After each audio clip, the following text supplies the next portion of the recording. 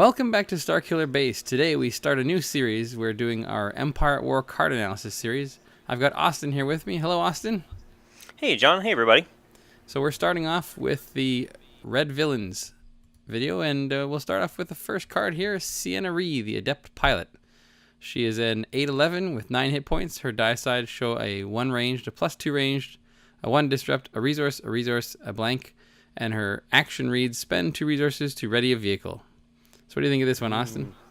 I like her a lot. I think she's really good value. We'll remember that Veers also has a health of 9, but his point split is, I believe it's like 11-14 or something like that. She's really but she's really efficient. I did a deck for, I don't know, maybe just last week that was double Hux, elite Hux, and Sienna and a TIE pilot. Did pretty well, but overall, I think she could probably go in pretty much any deck, even though she's got an action, vehicle-specific action. But I really like her. I think she's really good, especially with a health of 9, and she's really well priced out or valued out. I agree, and I mean, if you put her and Balatique together, both at elites, you've got the foundation for a 5 die starting list, which is kind of cool. One thing that I find interesting about her ability is that because it has a cost to it that is so hefty, I imagine that it actually probably doesn't get factored too heavily into her formula for developing her die sides and her points based on her cost, which is kind of cool, right? Like if it was just action, ready a vehicle once per turn or something like that, she would cost a lot more. But because you have to spend resources to do it, they can keep her cheap in doing so. I've seen her. Good call. I've seen her run in, like you said, Elite Hux, Sienna, and then Guavian, so that you can get access to yellow.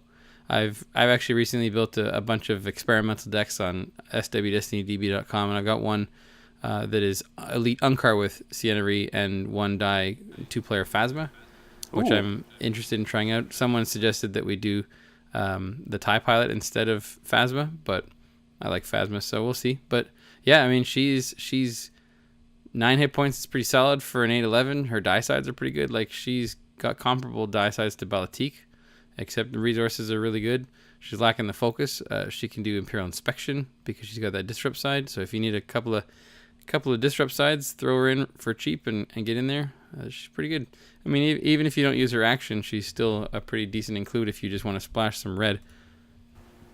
Yeah, and I like the consistency of her dice sides also. I mean, more often than not, I was rolling range damage or resources when I was playing my vehicle deck. I mean, and that's what I wanted out of it. So, I mean, she's just a solid character overall, and it's what they were talking about when it comes to, Jyn Erso's die, how there's 2 sides of each, just the same kind of thing of, establishing a little bit more consistency when it comes to dice size. Yeah, so it's that same kind of formula, and I think she could go in any villain deck in my opinion because of how well costed she is. Sure. I definitely think she's a good character to play. Cool. All right, let's move on to the other guy you were talking about here. We got General Hux, the Aspiring Commander. He's an 11/14 with 11 hit points. His die sides show a 1 ranged, a 2 focus, a 1 discard, a 1 resource, a special, and a blank. And his special says, play a red event from your hand, decreasing its cost by 1 for each character you have. So it definitely opens up some really cool decks, especially given things like mobility cost 3, and that I can't remember what it's called, Imperial Backing.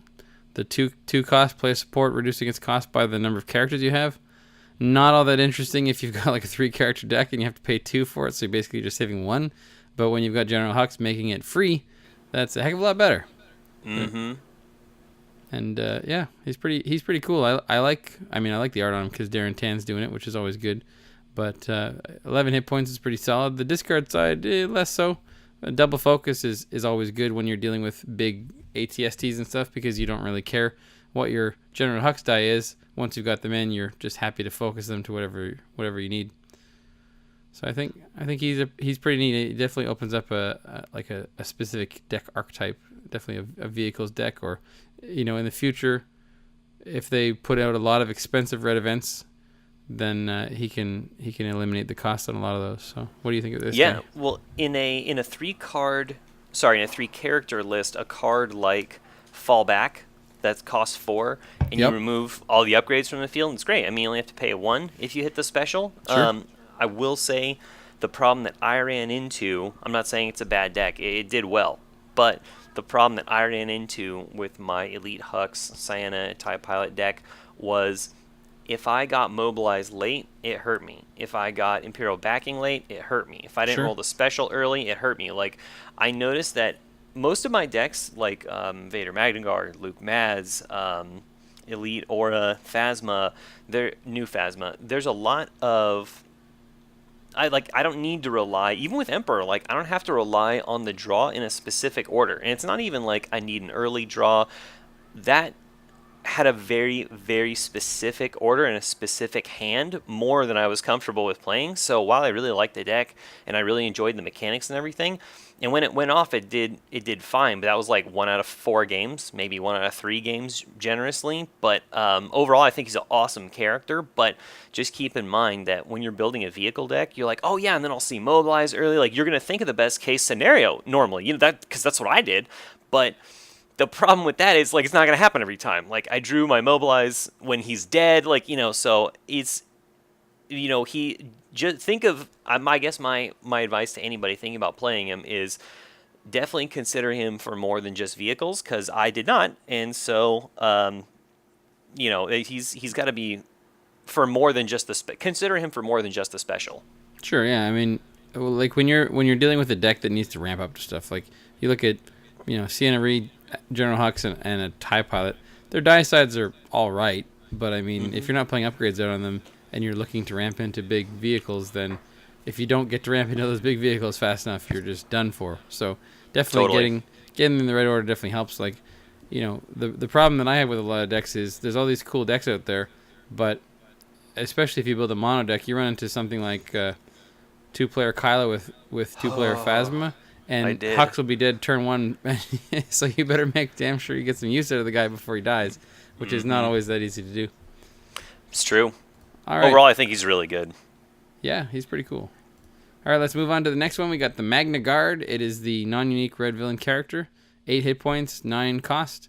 Die side show a 1 melee, a 2 melee for 1, a 2 melee for 1, 1 shield, a resource, and a blank. And it says before this character would be defeated by damage, instead defeated after this round ends. So obviously the ability there, when I read that, the first thing that I realize is, of course, that it was made so that when you play Price of Failure, he actually dies immediately instead of giving a round out of him, because Price of Failure is just defeating him, not defeating him by damage. But if you put something like Praetorian Guard on the Magna Guard and it got Guardian, then you can roll it in, take lethal damage on it, and still do stuff with the dice before it dies at the end of the round, which is kind of cool. So obviously you look at the die sides and they look pretty pricey. Sort of like a hired gun or a Wookiee warrior kind of thing. But of course there's a Electro Staff upgrade in the set, which has, I believe it's 3 modified melee damage sides. And it says that any dice that you modify with this die, you don't have to pay the cost on them. So the Magna Guard with an Electro Staff is a very obvious and advantageous pairing, because then you get this 1 melee, 2 melee, 2 melee on one die, and then the other die is a +1, +2, +3, and it all gets resolved for free, which is kind of nice. And obviously, we have the answer to the question, does it Vader? Yes, it does. So Vader Magna Guard is pretty handy. What do you think of this one? Yeah, I really like it. I have a Vader Magna Guard deck right now. I've only played it a little bit, and just like with anything where it's just straight up damage, you can find that it's sometimes inconsistent, but I really like it, especially because best defense. I mean, Same thing of you just load up. Oh well, that's nice Emperor dice you got there, and best defense. And you could kill it with the best defense, and it wouldn't die until you get to use it anyway, which is great. Yeah, which is super good. And I also ended up putting the Z6 baton in this deck also, so that when Magna Guard dies, you just pay 1, overwrite the Electro Staff, goes right over to Vader. Sure. I really, really like that combo so far. The other thing that I like inside Magna Guard could be overkill, but I really like having more defensive options rather than less, and that's cannon fodder. Same concept as best defense, but a non-unique for those of you who haven't seen it a lot. But I'm still messing with the recipe a little bit, but I mean the nuts roll with Magna Guard and the Electro Staff would be a 2 melee for 1 and a +3 for free. So I Yeah, mean, that's handy. it's really, really good. Plus, I mean, worst comes to worst, you can just pay the one, but overall, the die sides are a 50-50 in your favor as far as just raw damage. But even the resource is really good. I think he's really well costed, and the the ability is very unique. Definitely, yeah. All right, let's move on to the next one here.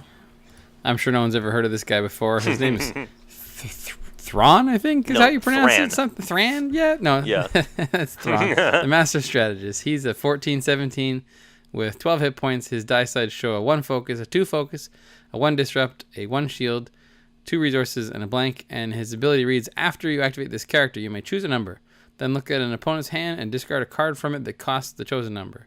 So clearly, this guy is not meant for doing damage because he has no damage sides. But holy smokes, he has some crazy control in him. I've played a few games with Thrawn and Unkar, and his ability is just really, really good. I mean, even if you miss, like you say, 1, and you just happen to miss that your opponent doesn't have any 1 cost for that turn, you still get to look at your opponent's hand, and thematically, Thrawn knows exactly what his opponent is thinking and can pick apart his strategy from the inside out and just wreck him, hopefully.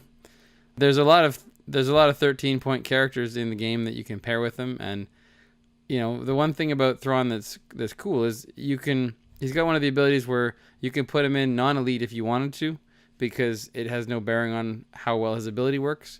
So you could squeeze him in with another couple characters. It would probably end up being it would have to be a 3-die list if you went 3 characters, which is less than ideal, but I've seen people playing him with Unkar and going for the mill aspect and playing buyout and that sort of stuff. But I've actually seen some decks surfacing recently where they were playing Thrawn with 2-player Phasma or Thrawn with Unkar, and actually specifically building the deck to put out supports and just smash people. Like, you know, the deck list I saw had maybe 8 dice that did damage, but 2 of them were ATSTs and 2 of them were LRK Sonic Cannons. So it's like, goodness, they don't do damage often, but when they do, bam, you were dead. That connects. Jeez, yeah, plus with the focus sides, that'd be really good. Yeah, definitely. Interesting. Yeah, no, I like him a lot. He's not in any of my lists right now because, I don't know, he just doesn't speak to me, which is ironic because I love that kind of strategy thing, but it's just not. I love focus sides. But as far as like red villain, I'm curious to see what decks are going to continue to surface, come up. If it's, you know, exclusively going to be, is there a meta, you know? And it's like, yeah, well, I mean, there's some popular decks, but what I think is awesome about this entire set is that when I looked at it, when I didn't want any of the cards immediately, I was like, cool, I know this set's balanced. You know, no one card immediately was like, wow, that's OP, you know? And I was like, oh, wow, it's really, really cool. Like, there's a lot of interesting stuff. Like, Bosk, he doesn't have all ranged. You know, he's got some range and some melee. There's a lot of different things in this, and I know that lots of people have been talking about this also, and I couldn't agree more, which is this filled in a lot of blanks and a lot of gaps that we really needed. It's not just this set is not a power creep, which I was so happy to see, because then it's going to give everyone the options to create the decks that they want. Like, you know, you just said Thrawn Unkar has like 3 variants already, you know? And I think that's outstanding, and I think that's why I like Thrawn, is that he's versatile, even though he's a card that doesn't speak to me, but he's also very effective. So, yeah, I mean, him and Ancient Lightsaber are the 2 most expensive cards out of Empire at War right now. So, I mean, shoot, if anybody pulls one, congrats. Well, yeah, I actually managed to pull 4 Ancient Lightsabers and 2 Thrawns in my 5 boxes, so life was pretty good there. Seriously, good for you. Yeah, thank you. The Thrawn card deck for me is it's really interesting because I love playing control, but I find that it's still difficult to play in Destiny because Destiny is just like everyone else is just playing straight up aggro. Mm-hmm. So, you know, like when I played against Vader Guard, I prized possession Vader's die turn 1. I got Detention Center out turn 2, and Vader basically was playing with like a Force Speed, a Holocron, and a Kylo's lightsaber for the rest of the game. So it was pretty miserable for him, which made me giddy. But I've played games where, like, I played 3 games against 2-player Kylo, 2-player Phasma, and holy crap, like, It's so much. There's so many yellow cards in the deck because that's just what you need in the deck to play the mill strategy. Mm-hmm. And like Unkar was dead, couple actions into turn 2 every game, and then it was just a matter of Thrawn, trying to survive for a few turns. Admittedly, I didn't have I didn't have personal shield in at that point. Where that helps against Kylo's ability. So good. But wait, are you? Oh, just like having the shields, yeah. Well, yeah, like a die that has 1, 2, and 3 shields on it. I put that in and played against. Cad Phasma, and I swear really to you, good. Thrawn and Unkar. I think a personal shield probably put out. I had 2 of them on Unkar in one of the games, and it probably put out like 11 or 12 shields on Unkar. Wow. Like to the point where he should have just been like, no, I'm going to kill Thrawn first because, oh my god, those shields. Because, well, the thing is, when you got things like Cad Bane, and he's rolling in and doing range damage without you being able to mitigate any of it because of his ambush actions, then personal shields are amazing, right? Like so good. I had 3 shields on Unkar, and he rolls in and he rolls like a 3 and a 2 and a +2, and so I blocked the 3 with the shields, and then when he does the 4, I tapped both personal shields. I took 2 damage instead of 7. It was ridiculous. Wow. On the other hand, someone walks in with a vibro knife and just goes, and you're dead. So, you gotta mitigate that die like crazy. So who knows? Totally. Well, the ability on personal shield's so good. I absolutely love it, and it makes the 3 sides perfect Unkar fuel if you can't pay for it. I think that should be in every single Unkar deck, no matter what. That's really, really good. But yeah, I mean, I'm interested to see what other pairings Thrawn's going to have, like maybe with Elite FN or some kind of blue. There's a lot of options with him, which I think is really, really cool, especially because his one side is a 2 focus, and that's really high value. Oh, and a 2 resource too. It's the only 2 resource true. in the character in the game that isn't a plus.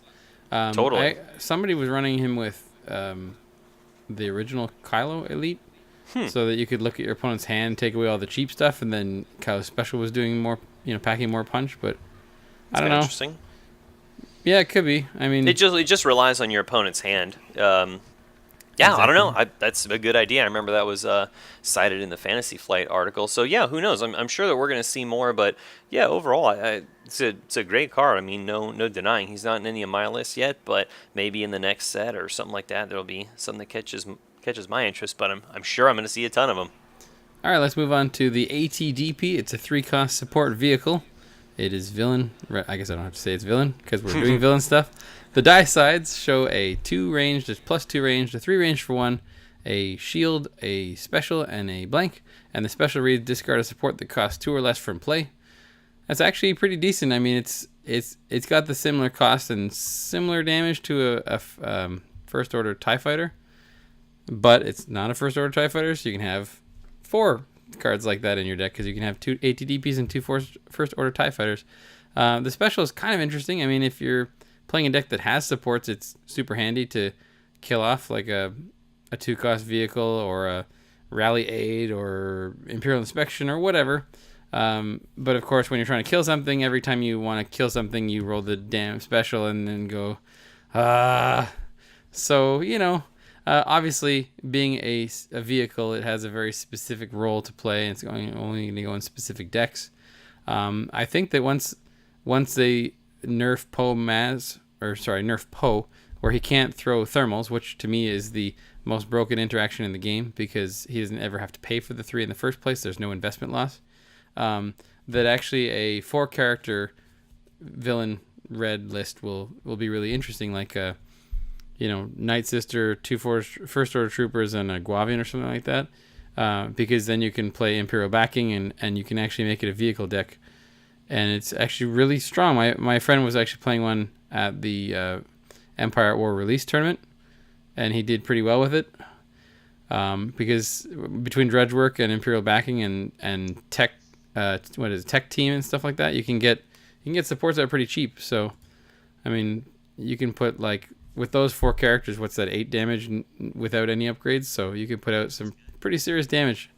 And then you've got endless ranks to bring guys back and stick around, because that's the biggest thing about vehicle decks for me, is that your characters are not going to be the best because they're probably trying to get vehicles and focus on the vehicles as opposed to upgrades. So you need to have characters that can live long enough that the vehicles can kill your opponent's characters. So you need things like second chance or lots of mitigation or endless ranks to do so. So it could definitely work. Yeah, it's funny that you mentioned the special and the DP because when I was playing my vehicle deck last week at our one of our locals, that a friend of mine was running a Thrawn mill deck, and he ended up putting out an interrogation droid. Yep. Sure enough, I was like, oh man, this is the only time I want to see that special, either on ATST or ATDP. And sure enough, I ended up clearing out both interrogation droids. I had 3 cards left at the end of the game, and those were the 3 that I would have lost that won me the game for sure. It was just total chance that I ended up needing those specials for the supports. There was also outpost for milling me. Oh, wow. Yeah, command center outpost. Exactly. So interesting. It did some good work for me. Overall, I think I like the First Order TIE Fighter a little bit better personally, especially now that shields are a thing again. Sure. For sure. Getting the special on that is really, really helpful, especially if it's like, oh, dug in, Riken, nope, just wipe all the shields. I mean, that's arguably better or as good as a thermal. Yeah, for sure. And you can use that to get rid of the shields off of, like we were just talking about, the personal shields in a Thrawn card deck as well. Yeah, so overall, I think I like ATDP, plus it's another vehicle to add to the roster. Like you say, you got 2 TIE Fighters, 2 ATSTs, and now 2 ATDPs, so it's really good for just all. It's a very overall good card that you could pretty much put in any deck, in my opinion, but obviously a vehicle-centric one is going to benefit a lot more. Sure. All right, let's move on to the next one. It is the Probe Droid. Definitely don't want to turn your back on this guy. He's a 1-cost support droid. He has ambush. His die size show a 1 disrupted, 1 disrupt, a 1 resource, a special, and 2 blanks. And the special reads, look at 2 random cards in an opponent's hand and discard any of those cards that are events, which is basically what the probe event does, which is kind of handy because it's repeatable. It works really well in a mill deck. It really works really well with Imperial Inspection because of those double disrupt sides. Obviously, running it in Thrawn car is a good choice. It's cheap, and you can roll it in right away, which is handy. And, I mean, every time I roll the thing, I end up with the blanks. Or disrupt when my opponent has no money because Thrawn and Unkar are already taking stuff away with Salvage Stand. But that special is really, really handy if you focus to it or whatever you need to do to get it. Because one thing I found with Thrawn car was that if my opponent managed to stop me from getting my buyouts off, that we're basically sitting at the last round and we both have our last 5 cards. So anything you can do to get rid of those other cards is super handy. Yeah, definitely. I really like it. I think that the cost 1 for an ambush is outstanding. I mean, even with 2 blanks, like just the value on the card alone is super high because, again, I was playing against that Thrawn mill deck, and Thrawn doesn't always hit, of course, but if you have Probe Droid out, yeah, it hits the special. It lets you keep momentum in a Thrawn deck, so it's really, really good. I also like the consistency of the disrupt sides for stuff like Imperial Inspection. I think the only thing, seeing Probe Droid and how good it is, makes me sad for Power of the Dark Side, because it's such an overcosted support with all these cheap ones that we have now. It makes me wish that they would errata that to be a 1 cost, because I think a lot more people would run that. It's just like armored support, but the armored support out of the 2-player starter, but right, yeah. This is a good wave of supports that are reasonable to play and that you would want to play. Probe Droid's not going to go in every deck, so you look at it and go, oh, there's no guns on it, there's no nothing, there's 2 blanks, but it's going to be a niche card, but if you're going to be playing mill or control of some kind, it's really, really good. I agree with you. Well, also, if you're building a deck that is focused around blanks, like playing anger and that sort of stuff, there's a 1-cost die that has 2 blanks on it, which is handy. One thing about the Probe Droid and Thrawn that's interesting is that if you absolutely need to take something out of your opponent's hand and you're not sure what they've got, if you happen to roll the Probe Droid special, you look at 2 random cards, and if they're both events, cool, they're gone. But if one of them's not an event, then you know what number to call if you want to get rid of one of their cards, right? Yeah. So it's kind of handy. Yeah, it's really good. It just lets you keep that momentum, and then you just always have something to be looking at with Thrawn. All right, let's move on to the most expensive weapon in the entire game that blew my mind when I saw it. It is the T7 Ion Disruptor rifle. It is an upgrade weapon. It costs 5. I said 5. Yes, that's right. And it has its die size show 1 ranged, 2 ranged, 3 ranged, 4 ranged for 1, 5 ranged for 1, and a blank. It says to play, spot a red character, which is pretty easy to do. The action on it says discard a card from your hand to turn this die to the side that has a value 1 higher than the value showing on this die. Very, very specific and very handy, of course. I guess if you had 4 cards in hand, you could just do whatever you wanted. One thing to note about this is I'm assuming that because a blank is a 0 value, that you could technically use the action to discard to turn the blank into a 1, which is cool, I guess. But it's essentially turning... It's like almost like a No Mercy in a sense, a really, really slow and painful No Mercy, where each card you discard from your hand is making it do 1 more damage, which is cool. But the biggest problem I have with this one is just it's an upgrade that costs 5. You're right. Mean, like it doesn't have redeploy. If it had redeploy, I would cry wolf on Probably this one. But quit, yeah.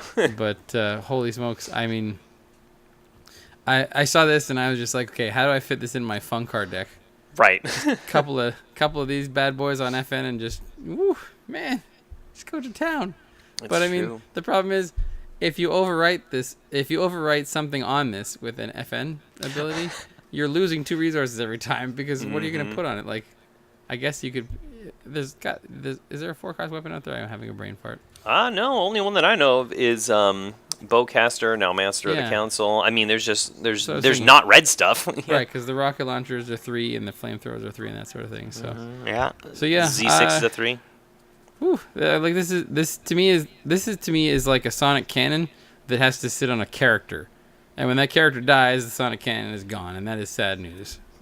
So I don't know. It's definitely interesting, and I would love to build a deck that's specifically made to use this somehow, because man, but whew, I don't know. What do you think of this one? Well, I mean, I like it. It's not bad for sure, and that's what I was saying earlier in the Thrawn part is like every card in this set is not overpowered, but man, this is really strong. I mean, shoot, you've got 5 damage sides on it, but I mean, granted, you're paying $1 for each one. But even then, like in an FN Django deck, that deck makes so much money. It's strange because of how many resource sides Django has. So what's cool is you could have a garbage red character, a trooper, TIE pilot, whatever, and then just spot it to play it on something else. I mean, if on some crazy happenstance you weren't running this in a FN deck. But I don't know. Overall, I think it's good. I think it's really cool to have something that's really large. I mean, shoot, if normally the most powerful dice are character dice, and if you saw this on a character, every single person in Destiny would be playing that character. So it's also not unique, which I think is pretty interesting. I don't know why it would be. I'm just saying it's not, So which you is can really cool. two-fist it. I'm just saying, if you can have one on one character and one on the other, I mean, you're looking at a potential of like a lot of damage, especially just doing logistics.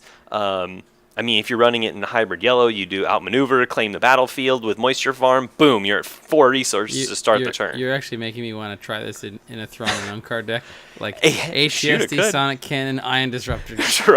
Bam.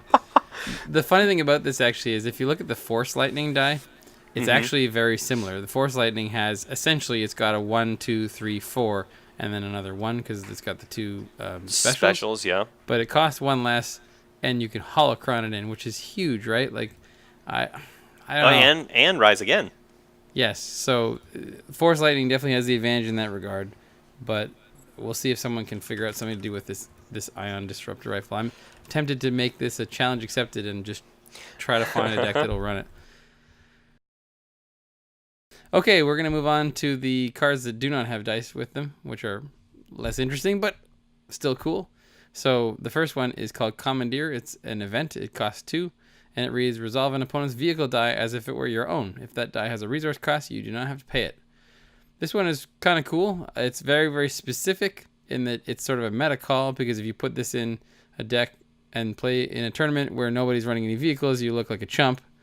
But man, like getting rid of just about any big vehicle die for 2 and throwing it back in your opponent's face is pretty great. However, I'd almost always want to pay 1 more for reversal if I could. Exactly. So, it's kind of cool, I guess. Yeah, I mean, I like it. I think it's situational, but I definitely think that, I mean, if your opponent's showing a 5 ATSD dice for 1 and then you just paid 2 to resolve it on one of their characters and probably kill it, I think that's really cool. I think much like the aforementioned rifle, which actually can't be a target for this card. Nope. It's just going to create those really interesting wow moments, like everyone's talking about coercion and price of failure and everything, like, oh wow, it's so cool, like that. Just it's not going to happen every time, and especially with I didn't run price of failure to begin with, not for any reason other than I wanted other cards in there and just to get max efficiency out of both characters. Not that price of failure doesn't do that, but it didn't go with my play style. So I'm free from the coercion worry, but this kind of falls into that wow cool moments category for me. Like you said, I don't know how consistent this can be, given that not every deck, in fact most decks probably aren't going to be running vehicles, but it's going to be really, really cool for fun decks who want to tech a little bit against everything. If nothing else, just discard and reroll, but overall, I mean, we're probably not going to see a whole lot out of it, but I mean, I still think it's really, really cool. Yeah, it looks like we actually have the next card, which is kind of similar in a sense. It's called Crossfire. It's an event. It costs 1. It says remove a die showing a resource cost, or spend 1 resource to remove 2 dice showing resource costs. So that's kind of cool. I mean, there aren't that many dice that consistently have resource costs, but obviously, you know, if you're fighting against Cad Bane or a vehicle deck that has, you know, one side of a vehicle die has a resource cost, that can be handy, but again, you run into this problem where your opponent might not have any resource costs on their dice, so then the card becomes dead again. So it's good that they're giving us the tools to deal with specific problems if those problems become prevalent in the meta. But as it stands right now, I don't think I would put this in my decks. So yeah, I think it's just easier to wait on a flank or isolate something. Like, for instance, I was going to give the example, I guess I am now anyway, of Sabine's dice. That's a 3 disrupt for 1. Sure. I mean, that's showing a resource cost. So is Lando, but those are character dice that you could just isolate, and then you remove the condition. So the other side of the coin is that Crossfire, you have the option to get rid of 1 more, so you could get rid of potentially a Z6 or something else like a DL44 or a Bowcaster or something else like that, and there's no play restrictions, so you don't have to spot a blue. It doesn't have to be a character dice. Yes, it does have to be the resource cost dice, but that also falls with the First Order TIE Fighter, the ATDP. It does get rid of vehicle stuff too. I mean, this whole set is around vehicles and resource cost. Resource cost also happens on the Night Sniper, the new legendary that we'll go over later. We'll go over later. But yeah, so I mean, while I think that this is a niche card, I think it's probably a higher. There's a higher opportunity for this to be played because there are more resource costing dice. I mean, Mace, Magna Guard, this Ion Rifle. So I mean, it's not going to be in every single deck, like you said, but especially because most people are running aggro, and aggro won't care about this. But I think this definitely has its place, and I would put this in like a control vehicle kind of situation and do that with pin down. So I don't know. I mean, it sure could see some play if a lot of people are running into high cost upgrades. Fair enough. All right, let's move on to the next one. It's called Drop Your Weapon. It's a 2-cost event. It says spot 2 red characters to discard a weapon from a ready character. So this one is it's interesting, but it has a lot of restrictions to me. First, it costs 2. Second, spot 2 red characters, and then third, it has to be a weapon, and fourth, it has to be a weapon from a character that hasn't rolled in yet. I mean, holy smokes, man! That's like the blue moon on a Tuesday night thing. Yeah. when it works, it's probably great, except for the fact that you're probably paying 2 to get rid of a 2-cost weapon, in which case you could run Imperial Inspection in your red villain deck, or disarm if you happen to have a yellow character in. So I'm not sure about this one. It seemed like a decent way to slow down FN if you had enough money, but it becomes a dead card if you're only running 2 red characters, one of them is dead. So It's true. I don't know. I gotta say that I'm of a slightly different opinion. I honestly love it.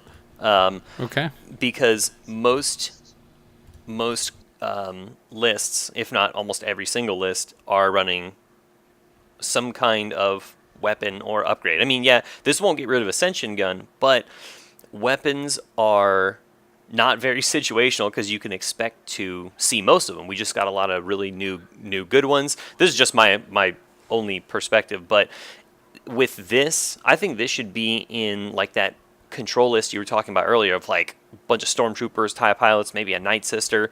To be able to just discard a weapon, I mean, yes, they have to have not rolled in. I'm not saying there aren't conditions for it, but if you can claim and go, I know you want to play that Z6 from your hand for 1, and now you'll be paying 3. So it's you pay 2 to disrupt 2. That's like the ultimate value, but I really like the idea, especially because you have a real possibility to get some nice value off of it. Again, like Han and Chewie are in the picture, bowcasters, DL-44, stuff like that. I don't think it's perfect, but I really like the concept, and I like it better than Disarm for the reason that Disarm, you lose your damage. I love Disarm, but it can't go in decks that I'm running right now, like Luke Maz, for instance, because I have to do the damage to the characters. Like, sure. I can't... That's why I'm not running Destiny, and I have to find other ways to make money, because if I roll those 3s, if I focus to them, I have to keep them out there for the damage. Like, I don't want to control with that, but this would be great in a multi-character control list, and I would definitely give it a try, because weapons are everywhere. But I don't think it's perfect. I just really like the concept, and I think it's doable. All right, let's move on to the next one. This one's called Imperial Backing. It's a 2-cost event with Ambush. It says play support from your hand, decreasing its cost by 1 for each character you have. So in most lists, you probably would only have 3 characters, but obviously you'd probably want to run it with 4 characters if you were trying to maximize this, because otherwise you're only saving a resource as opposed to 2. As we discussed earlier, if you had General Hux playing this with his special, you can basically reduce the cost of a support by 3 and not pay anything, which is pretty huge. Ambush is kind of cool because you could then play, roll in the support right afterwards. So it's definitely got a spot in a support heavy deck or a vehicle deck. Hux or a 4-character list would use it best, I think. Yeah, definitely. I had this in the Hux Sienna TIE Pilot deck. Absolutely love it. What's cool is if you hit a really tight spot and you're like, oh man, I have to get something out on the field, you can do it with Astromech. I had Astromech in there for focusing the vehicle dice. You can also play this with the Sonic Cannon because it's a support. Doesn't say it needs to be a vehicle. I basically the short version on this one is I love it. I think it should be in every single red villain deck that runs supports. And the ambush is really huge because then you can roll out TIE Pilot or you can remove one of their dice. Like, you can do a lot of unexpected stuff with it. And I think it's overall very, very good and is highly playable. And not only that, the effect, play a support from your hand, decreasing the cost. It doesn't say equaling the cost. So you can play an ATST turn 1 if you have 2 resources, 3 characters, and weapons factory alpha, which is, of course, what I did in the vehicle deck. So it's not perfect. You roll the 5 or the 2 specials or the shield. You hate life, which I definitely did.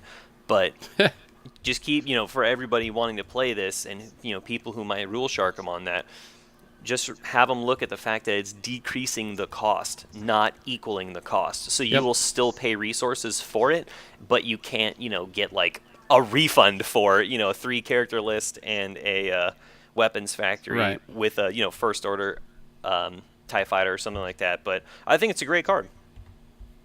All right, let's move on to Prepare for War. It is a 0-cost event. It says play only if this is the first action of this round. In brackets, no player has taken an action. Gain a resource. I've seen this played a lot, and I actually don't really like it all that much. But the thing is, if you're playing a fast enough list, then it's a resource, which is cool. It's faster than logistics and more consistent than logistics as long as you are first. If you don't have the battlefield, or if you have the battlefield but you need to do something else first instead, then it's not useful. But of course, you probably wouldn't put it in a deck that isn't fast enough to take advantage of it. So, Yeah, I remember we reviewed this for the Empire at War preview, and I think we kind of gave a similar review then. I do like it.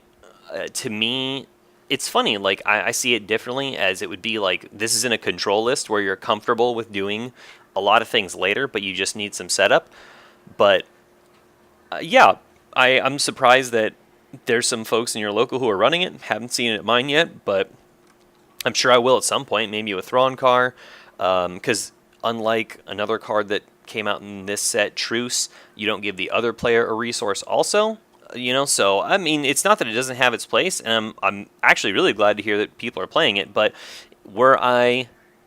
if I was going to run something like this, I would rather run Imperial War Machine or something else that was going to get me a resource in a different way that wasn't so incredibly specific, and that was going to synergize with what I was, running. But, we'll see. There's a support later that we'll be discussing that does something similar. But, I don't really know how I feel about it, but I prefer logistics. Well, what I find is interesting is, and it may be the alt art creator in me, but I noticed that there's no artist credit on the card whatsoever, which is kind of weird to me because it's clearly art. But interesting, yeah. I don't know. Huh, okay. Didn't notice that. Let's move on to Red Alert. It is a 3-cost event. It says ready a non-unique red character. Kind of an interesting card. Obviously, being able to ready a non-unique red character is cool. The problem is that they're not very good characters typically, and paying 3 to do so is a lot of money. So obviously, if you've got a 3-character list with Hux, it's great, but Hux is also the guy that dies first in these Hux decks. So when Hux dies and you've got Mobilize and Red Alert sitting in your hand and you have no money, you're not looking so hot. That's pretty much my summation. I really wish it was ready a unique red character. I mean, even then, that costs 4, sir. I know, but I don't know. I don't love it. I don't hate it. I don't actually really have many strong feelings on most of this set. Again, because I think they're all really balanced, really interesting cards that fill some really, really cool niches. But I think that this might actually be worth it on Magna Guard, assuming that you could force the 2 and the +3 off of the Electrostaff. But again, it's really situational, and it would cost you a lot of money anyway. Oh, yeah. But yeah, I mean, the most non-uniques, like you said, are not anything to write home about. But somebody's gonna find a way to use it somewhere. Let's move on. We've got a 0-cost event called Ruthless Tactics. It says resolve one of your dice, increasing its value by the resource cost showing on it. Obviously, this is something you want to play in a deck that has resource costs on their dice. Otherwise, it's kind of silly. The higher the cost, the better. So you'd probably want to run it in a deck that has like a sonic cannon or something like that. Exactly. And if you do so, you should probably put it in with Imperial War Machine, because Imperial War Machine makes you pay nothing for resolving that. That's the one thing I noticed in going into this set, is that there are some that reduce the cost by 1, but Imperial War Machine actually makes it so you don't have to pay the cost whatsoever, which is a big deal when you're having to pay 3 for a 6. Mm-hmm. I don't know. It's interesting. I mean, most of the time, all it does is it just says, okay, you do 1 extra damage, which is cool if you need the 1 extra damage. But is it worth a card slot? I'm not sure. It could be. Well, I think that's an excellent point, because let's just say this is the most extreme example I can think of, but it proves the point. Let's say you're a red vehicle deck and you're fighting against Sabine Ezra or something like that, and you've got ATST that just rolled a 5 for 1, and you go like, all right, Ruthless Tactics, I'm going to do 5 for 1, now I'm going to add it, now it's 6. Ezra's got 7 health. Next turn, you roll at ATST, you roll a 4. All right, Ezra, you're really dead. You didn't need to do that 1 extra damage. The overkill amount is huge. So I agree. If unless you really need, like, I see this for something like a Z6 to bring it up to a 4, then you can hit a lot of 10 health characters. That way, so you can roll threes, and then boom, you get the 4, especially when they don't expect it, but that's about it. I think that I'd rather, like if in your example of the vehicle deck, I'd rather be running Firepower, which is you pay, it's a 1-cost event, you increase the value of the range damage on a vehicle die by 2. Yeah. So that's kind of handy. And that equals Dead Ezra, really. Like that accomplishes it. You really don't like Ezra, do you? I mean, he's in a deck of mine, but like, for the sake of example. That's fair, yeah. All right, let's move on to Take Prisoner. It is a 1-cost event. It says choose an opponent, discard 2 random cards from that opponent's hand for each defeated character they have. This one's kind of weird to me because I see discard cards and I think mill deck, and then I see defeated characters and I go, that's not for mill deck. So I think it sort of fills a role similar to like a close quarters assault where you're just trying to remove your opponent's options for a turn in an aggro deck. On the other hand, if you're playing against Palpatine, it's a discard for reroll. And if you're playing against, like getting rid of 2 cards isn't bad, but it costs you a resource and a card to do it. So, you get those situations where your opponent's rolled in and they got a bunch of garbage and they've got 2 cards left in their hand to reroll with, and you go, okay, take prisoner, and you get rid of their 2 cards. That is the ideal situation because they're stuck with their 3 blanks and a shield or whatever it is they've got. But unless we see a lot of 3 and 4 character lists being prevalent, it's kind of a tough call, right? Like when your opponent is already down to 1 character out of 3, unless it's a pretty even matchup, this becomes sort of win more because, like, if you've got 2 or 3 characters left and they've got 1, do you really need to take out the guy's hand? You're probably going to kill him anyway.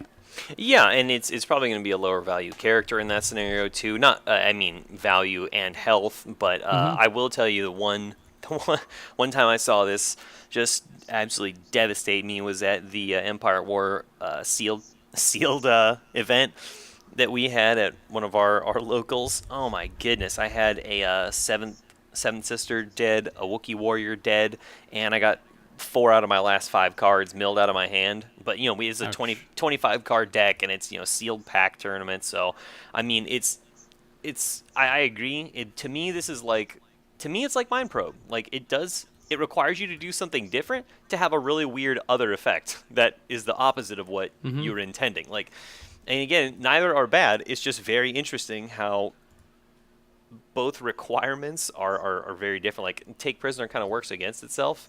I wish it was 0, but it's not unfair for 1. It just means that a lot fewer people are going to run it.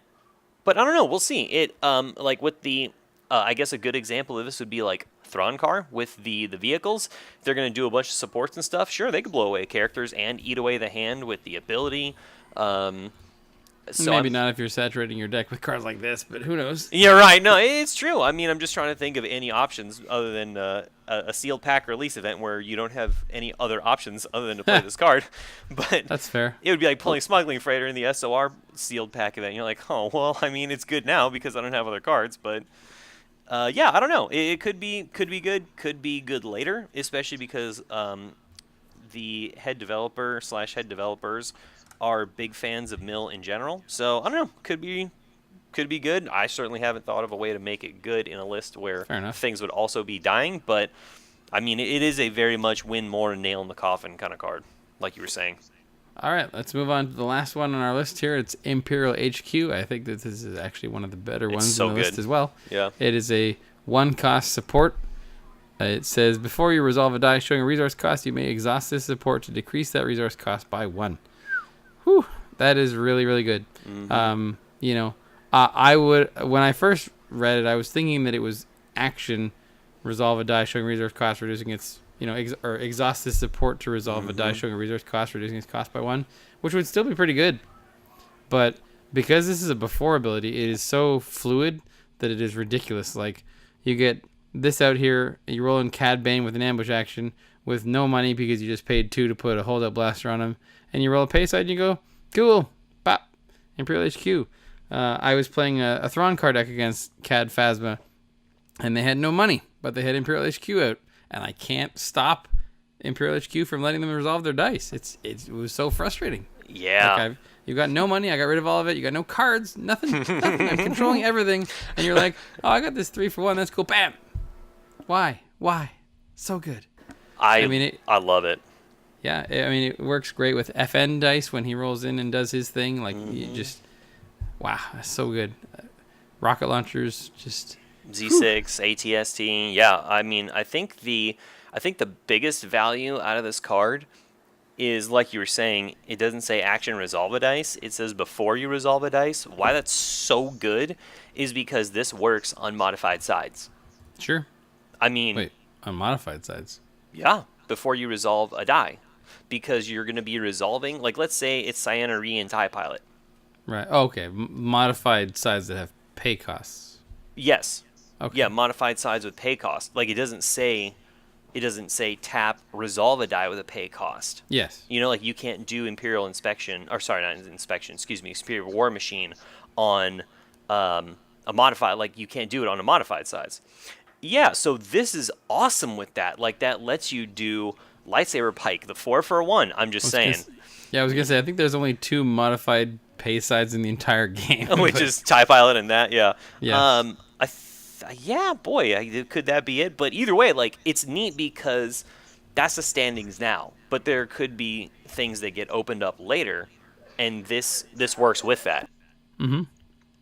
Sure.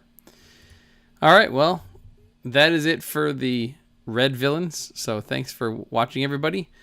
Keep an eye out for the rest of the series coming soon. Thanks for coming on again, Austin. Oh, my pleasure. That was a lot of fun. I really like this set. Yeah, me too. Really excited for it. So we'll see you next time on Starkiller Base.